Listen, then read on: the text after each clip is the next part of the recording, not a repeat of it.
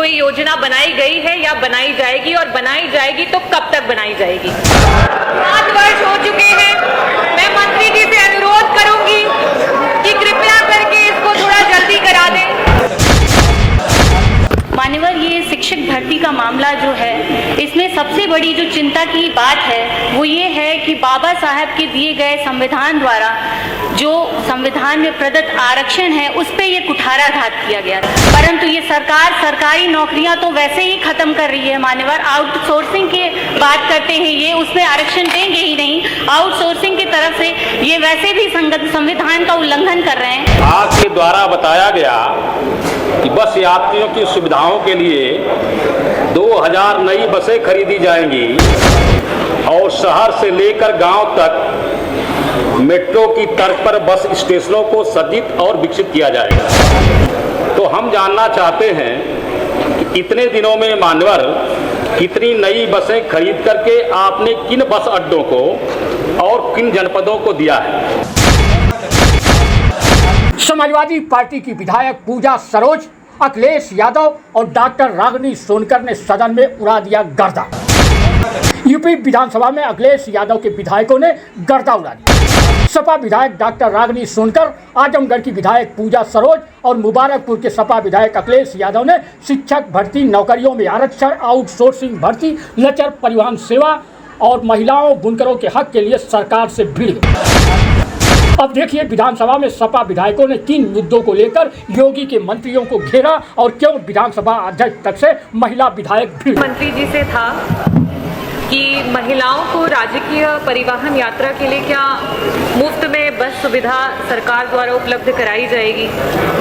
अध्यक्ष जी, जब मैंने ये सवाल पूछा था और लगाया था तब मेरे मन में था कि जो हमारी ग्रामीण बातचीत दें प्लीज, हमारी बेटियां हैं जो आए दिन कॉलेज आने जाने में जिन्हें असुविधा महसूस होती है, हमारे ग्रामीण अंचल की जो महिला किसान हैं, हमारी प्राथमिक विद्यालय की जो शिक्षिकाएं हैं, समूह सखियां हैं, आशा बहनें हैं, आंगनबाड़ी बहनें हैं, महिला जो सफाई कर्मी हैं, पीएससी सीएससी पे काम करने वाली हमारी जो महिला बहनें हैं, हमारी महिला बीएलओ हैं, उन सबको सोचते हुए मैंने आपसे ये सवाल पूछा था।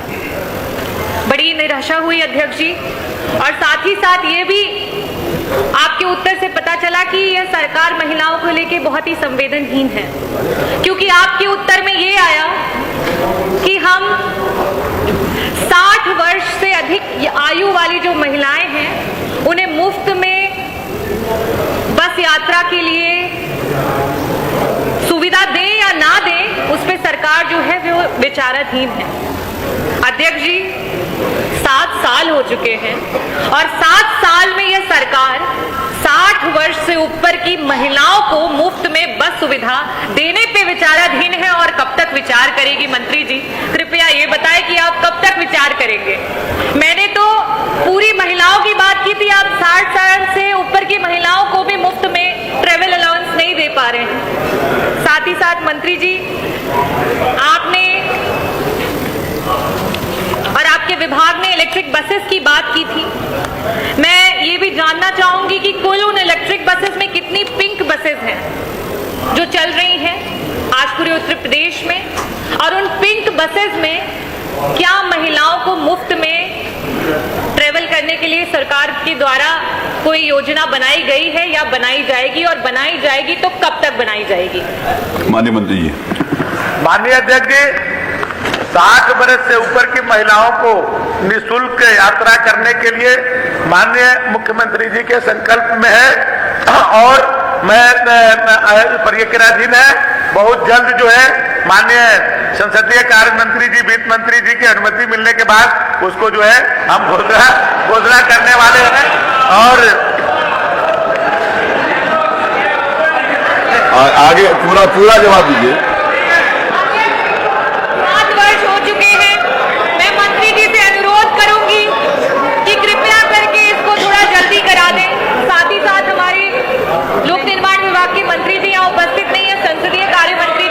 मंत्री जी से मैं एक आश्वासन चाहूंगी, क्योंकि मंत्री जी ये जो सवाल है यह सिर्फ जनता के संरक्षण, और मैं मछली शहर विधानसभा से चुनकर आती हूँ तो वहाँ के संरक्षण और साथ ही साथ परिवहन विभाग के भी संरक्षण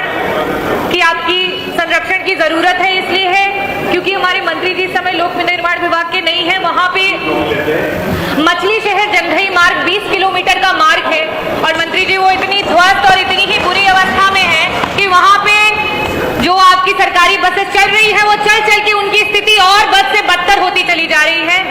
आदरणीय अध्यक्ष जी कृपया करके उस पे चलिए वो आप सड़क की वजह से आपकी बस टूट रही है। ये अखिलेश, श्री अखिलेश आप पूछिए प्लीज।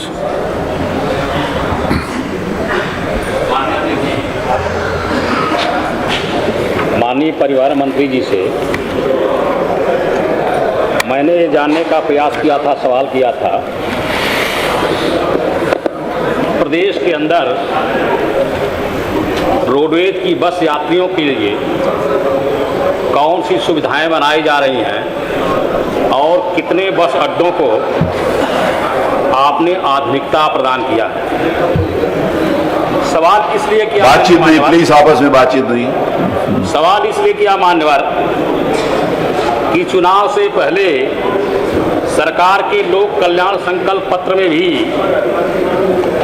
कई मौकों पर माननीय परिवहन मंत्री जी के बयानों में भी और बजट सत्र में भी आपके द्वारा बताया गया कि बस यात्रियों की सुविधाओं के लिए 2000 नई बसें खरीदी जाएंगी और शहर से लेकर गांव तक मेट्रो की तर्ज पर बस स्टेशनों को सज्जित और विकसित किया जाएगा।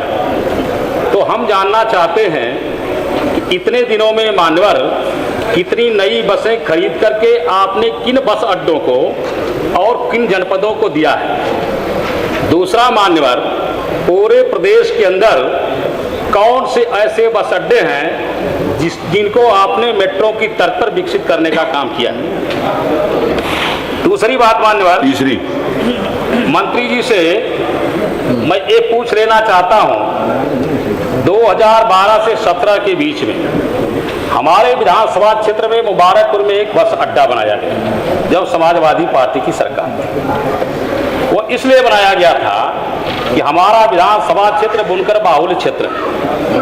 बनारसी साड़ियों के कारोबार के लिए हमारे कस्बे के बुनकर भाइयों को भी दूसरे शहरों तक जाना पड़ता है और दूसरे शहर के व्यापारियों को मुबारकपुर आना पड़ता है।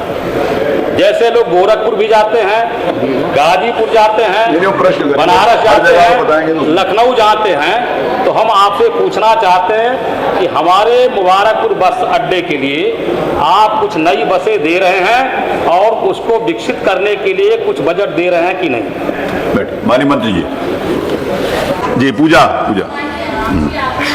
इस महत्वपूर्ण विषय पर अपनी बात रखने के लिए मैं आपको जल्दी धन्यवाद करती हूँ, बहुत बहुत धन्यवाद देती हूँ। मान्यवर, ये शिक्षक भर्ती का मामला जो है, इसमें सबसे बड़ी जो चिंता की बात है वो ये है कि बाबा साहब के दिए गए संविधान द्वारा जो संविधान में प्रदत्त आरक्षण है उस पर यह कुठाराघात किया गया था। मान्यवर, ये सरकार open for all general category को सवर्ण आरक्षण की तरह ट्रीट कर रही है। पीडीए के विरोध करने वाली ये सरकार इस भर्ती की प्रक्रिया में उसका चरित्र, चाल, चेहरा बेनकाब हो गया है। मान्यवर, बाबा साहब कहते थे हमेशा कि संवैधानिक संस्थाएं जो हैं वो वंचित लोगों को अवसर का मौका दें, परंतु ये सरकार सरकारी नौकरियां तो वैसे ही खत्म कर रही है। मान्यवर, आउटसोर्सिंग की बात करते हैं, ये उसमें आरक्षण देंगे ही नहीं। आउटसोर्सिंग की तरफ से ये वैसे भी संविधान का उल्लंघन कर रहे हैं। माननीय अध्यक्ष जी, आज भी समाज में कुछ ऐसे घोर जातिवादी लोग हैं जो आरक्षण को भीख के रूप में कहते हैं। मान्यवर, आरक्षण कोई चैरिटी नहीं है, कोई भीख नहीं है। आरक्षण करोड़ों की आबादी वाले देश में वंचित लोगों को व्यक्तिगत नौकरी देने के लिए भी नहीं है। मान्यवर, आरक्षण का मतलब है वंचित जातियों के समूह को, लोगों को बस ये महसूस कराना, पिछड़े को, दलितों को, अल्पसंख्यकों को ये महसूस कराना कि देश में मौजूद अवसरों में उनका भी हिस्सा है। मान्यवर, आरक्षण इस बात का कि देश को चलाने में, देश के विकास में और देश को आगे बढ़ाने में उनका भी हिस्सा है।